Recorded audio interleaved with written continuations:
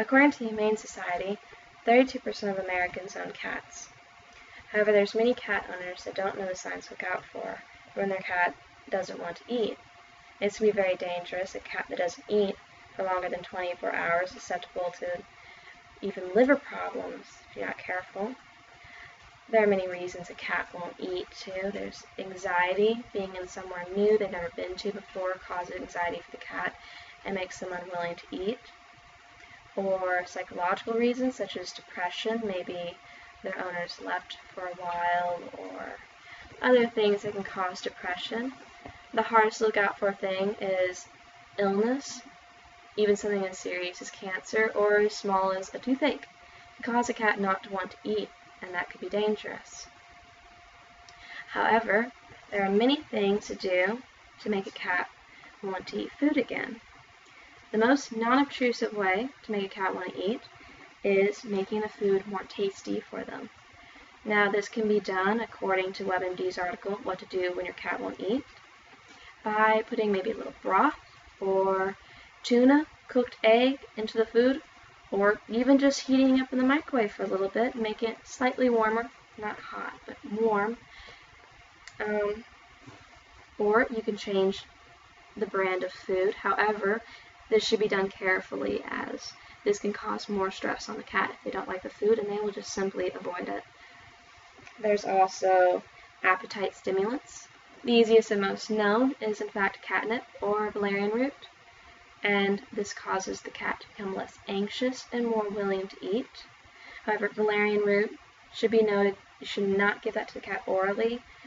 It can cause liver problems.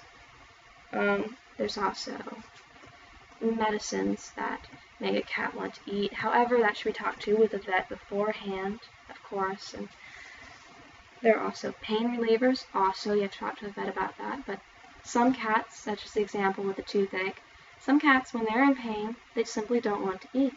So pain relievers should be used in those cases to make the cat less in pain and more willing to eat.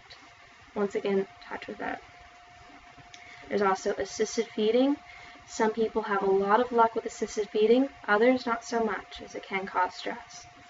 There are many methods to assisted feeding. The simplest and least obtrusive ways to feed your cat is simply to get some wet food on a finger or a spoon and let the cat lick off of it. Or you could get a syringe. Now, a syringe can be easily bought at any pet store or pharmacy. And what you do is take a bit of wet food, mix it with water if you have to, put it in a blender until it has sort of a liquidy consistency, and then get it up in the syringe and put it in the corner of the cat's mouth very carefully, and give them little small bursts of food at a time and let them handle it. Never stick the syringe straight down the back of the cat's throat and force it in. According to PetMD's article, More on Forced Feeding, that can cause more anxiety for the cat, more stress, and they'll be less willing to eat in the long run. There's also, of course, the most obtrusive, however, it's not as bad as people think, tube feeding a cat. Now, it's actually a very simple procedure. 10 minutes is all it takes for a cat who's having a tube put down their throat, and they don't notice it as much as assisted feeding sometimes for some cats. However, that should be talked to with a vet, of course, and only used in very dire situations when it's not a terminal illness, but something they can get over with in extreme cases. A cat's food intake should always be monitored to have them from ever getting sick like this, of course. Even just a short period of time without food can make a cat's weight drop and lead to liver problems or other health problems. However, a sick cat that refuses to eat is never a lost cause, and there are options available to you if you need to feed a cat that is unwilling or unable. And for non-terminal illnesses, these options can be life-saving, literally.